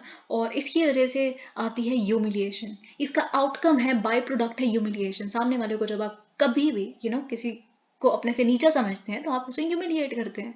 ठीक है, this is not to suggest that every, लेकिन इसका मतलब ये नहीं है कि हम एक जनरलाइज मैनर में बात कर रहे हैं. स्पेसिफिक केसेस हैं, जरूरी नहीं है कि सबको विक्टिमाइज किया जाए, जरूरी नहीं है हर अपर कास्ट स्टूडेंट ऐसा होता हो. However some upper caste students at the IITs knowingly or unknowingly embody what Sandel calls credentialist prejudice as symptomatic of meritocratic arrogance. है ना, ये बात फैक्ट है. ठीक है, आप इसको माने समझे, अब बैठिए और सोचिए इसके बारे में. जो मेरिट के बेसिस पे कहीं पे भी पहुंचा है ना, उसमें थोड़ी बहुत मेरिटोक्रेटिक एरोगेंस होगी. ठीक है, तो ये बात फैक्ट है, ये चीज यहाँ पे लिखी है. This happens when elites tend to look down on those who do not rise. Okay, तो ये चीज माइकल सैंडल ने यहाँ पे बताने की कोशिश की थी. अब हम कुछ इनके एक्सपीरियंसेस से हमें क्या पता चलता है वो देख लेते हैं. आईआईटीज में क्या होता है सून आफ्टर. अब देखिए जैसे ही आप आईआईटी में घुसते हैं, आईआईटी में जैसे ही आपने पहला कदम रखा, तो आप उसी दिन वहां पे किस तरह की डिमार्केटेड हायरार्की एग्जिस्ट करती है, उसमें आपका कदम रखा जाता है. सबसे पहले हायरार्की कैसी होती है कि आप अंडर ग्रेजुएट के स्टूडेंट हैं या पोस्ट ग्रेजुएट के स्टूडेंट हैं. अगर देखिए आप अभी भी समझ नहीं पाए हैं, सो यू वेरी इनोसेंट. इसका मतलब ये है कि कोई भी अगर अंडर ग्रेड में पास होके आया है, बीटेक में अगर किसी ने एडमिशन लिया है तो उसने जेई क्लियर किया होगा, है ना, एडवांस क्लियर किया होगा, तो वो कंप्लीटली एंट्रेंस में जिस तरह का कंपटीशन है उसको क्रैक करके आया है. तो ये पहली ऐसी चीज होती है जहाँ पे जो पोस्ट ग्रेजुएट स्टूडेंट हैं वो इंफीरियर फील करते हैं, और उन्हें इंफीरियर फील करवाया जाता है बाय अंडर ग्रेड स्टूडेंट्स, क्योंकि पोस्ट ग्रेजुएट स्टूडेंट्स जो हैं वो बहुत बार आप जानते हैं खैर आईआईटीज के बारे में, वहाँ पे अगर आपके कहीं पे अच्छे स्कोर्स आ रहे हैं तो उस बेसिस पे भी आईआईटी पे एडमिशन मिल जाता है पोस्ट ग्रेड में. और पोस्ट ग्रेड का जो पेपर है वो भी इतना मुश्किल नहीं होता, वो आप जानते हैं, ठीक है। तो जो गेट और जैम वगैरह ये इजी है, ठीक है। तो वही चीज यहाँ पे लिखी गई है। वो अंडर, इसलिए सबसे पहला जो डिस्क्रिमिनेशन आता है वो अंडर ग्रेजुएट जो करते हैं पोस्ट ग्रेजुएट स्टूडेंट्स के साथ। Okay, for undergraduates, one's abilities are immediately tattooed in the minds of everyone based on one's rank in the entrance exams, much like the accident of birth. अब फिर एक और layer आ जाती है यहाँ पे IIT में, वो है कि आप कौन सी ब्रांच ऑफ स्टडीज में हैं। अब यहाँ पे अगर आपको समझ नहीं आ रहा, अगेन यू वेरी इनोसेंट, आपको ये पता है कि कहीं कहीं ऐसे अगर फॉर एग्जांपल आप सॉफ्टवेयर इंजीनियर बन रहे हैं, है ना, आप CS में अगर आपका एडमिशन होता है तो आपकी बहुत अच्छी रैंक है, आपका मैकेनिकल में होता है तो थोड़ी कम रैंक है, केमिकल में होता है तो थोड़ी कम रैंक है ना, मेटलर्जी में होता है तो थोड़ी और कम रैंक। ये मैं आपको एक्सप्लेन कर रही हूँ, ठीक है। तो जब on the basis of your rank of course आपको ब्रांच मिलेगी, तो एक ब्रांच के बच्चे खुद को सुपीरियर समझते हैं दूसरे ब्रांच से, ये बात आप जानते हैं, एक और डिस्क्रिमिनेशन, ठीक है। तो ये चीज यहाँ पे लिखी है, reservation and apprehension of being stigmatised. अब देखिए कैसे मेंटल हेल्थ डिटोरेट हो सकती है। अब आप रेजर्वेशन के माध्यम से, I am being very candid when I talk about it, जो चीज़ यहाँ लिखी है, जब आप किसी रिजर्व्ड कैटेगरी से एडमिशन लेते हैं तो आपका एडमिशन ठीक है हो गया एक बहुत टॉप नॉच किसी कॉलेज में, लेकिन फिर आप पे कंसिस्टेंट प्रेशर बना रहता है कि अगर मैंने यहाँ परफॉर्म नहीं किया, पेपर तो वहाँ भी होंगे, पेपर में अच्छे मार्क्स नहीं आए, तो फिर मुझे टैबू मेरे पे लग जाएगा कि सिर्फ रेजर्वेशन यहाँ आ गए हैं लेकिन पेपर तो क्लियर हो नहीं रहे इनके, है ना। तो जो बैड एकेडमिक परफॉर्मेंस हुई, जो हम शायद दर्शन सोलंकी के केस में देख सकते हैं, तो वो एंजाइटी और प्रेशर जनरेट करती है। ओके, तो ये यहाँ पे इन्होंने बात लिखी है। आप इस तरह की लॉजिकल बातें लिखिएगा अपने पेपर में प्लीज, क्योंकि ये चीज आप समझ पा रहे हैं, मैं समझ पा रही हूँ, कोई भी पढ़ेगा तो समझ पाएगा। और घिसे पिटे चीजें मत लिखिएगा, दिस आर्टिकल दिस, वो तो चलिए एम्बेलिशमेंट्स हो गई, वो तो आप लिखेंगे ही, पर आपको समझ भी आ रहा है इसकी बेस पे, रूट्स पे लाई क्या कर रहा है IIT में या इस तरह के किसी बड़े कॉलेजेस में ऐसा कुछ हो रहा है, तो हो क्यों रहा है। What merit completely fails to account for our starting point. तो जब हम मेरिट को केवल देखते हैं तो हम स्टार्टिंग पॉइंट को देखना भूल जाते हैं, और वही रिजर्वेशन के बेस पे लाई करता है, जिसे हम इक्वालिटी ऑफ अपॉर्चुनिटी कहते हैं, कि लेवल प्लेइंग फील्ड प्रोवाइड करना है। स्टार्टिंग पॉइंट दूसरों का डिफरेंट है, ट्रैजेक्टरीज डिफरेंट है, बीच में क्या हो रहा है, सोसाइटल नेटवर्क्स किसी के हैं किसी के नहीं हैं, किसी को कोई और हार्डशिप्स हैं, मेरिटोक्रेसी सब कुछ इग्नोर करती है।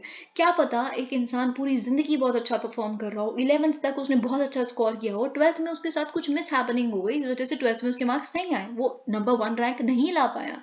तो लेकिन मेरिटोक्रेसी तो सिर्फ यही देखेगी ना, वो हार्डशिप्स को नहीं देखेगी, सिंपल खत्म बात। तो एक बहुत ही नैरो हमें आइडिया मिलता है मेरिटोक्रेसी से। The principle of equal opportunity is only a corrective measure of historical injustice.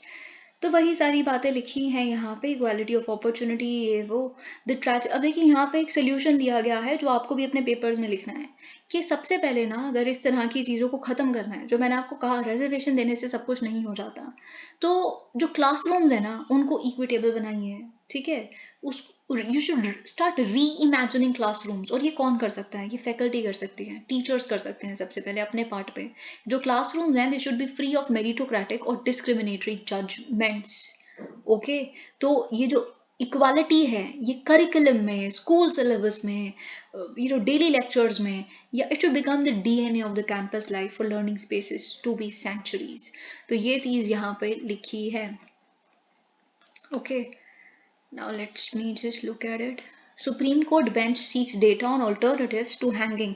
तो देखिए वही ये ह्यूमैनिटेरियन, ह्यूमेन, है ना, ये सारी चीज़ों का आपको बहुत अच्छा एग्जाम्पल मिलता है, क्योंकि सुप्रीम कोर्ट ने सेंटर से पूछा है कि प्लीज़ आप डेटा प्रोवाइड कीजिए कि क्या कोई और डिग्निफाइड, लेस पेनफुल या सोशली एक्सेप्टेबल मेथड है of executing prisoners other than death by hanging, जो फांसी की सजा देके मारना होता है। अब देखिए यहाँ पे क्या है ना, सेक्शन 354 क्लॉज 5 जो है कोड ऑफ क्रिमिनल प्रोसीजर का, CRPC का, वो कहता है कि अगर किसी को भी डेथ सेंटेंस मिलता है तो ही और she shall be hanged by the neck till he is dead. जब तक वो मर नहीं जाता तब तक उसको लटका के रखना है गले से, ठीक है। तो ये चीज, अब तो इसीलिए DY चंद्रचूड़ पूछ रहे हैं कि क्या कोई और सेन मेथड है, एग्जिस्ट करता है, लेस पेनफुल, मोर डिग्निफाइड, मोर ह्यूमेन, है ना, कुछ डेटा, कुछ और तरह की बातें। इसीलिए उन्होंने कहा है कि हम शायद एक कमेटी भी बनाना पड़े तो बनाएंगे। The chief justice said such a committee would have experts from the national law universities, professors of law, doctors, and scientific persons. Thank you so much. Please like the video.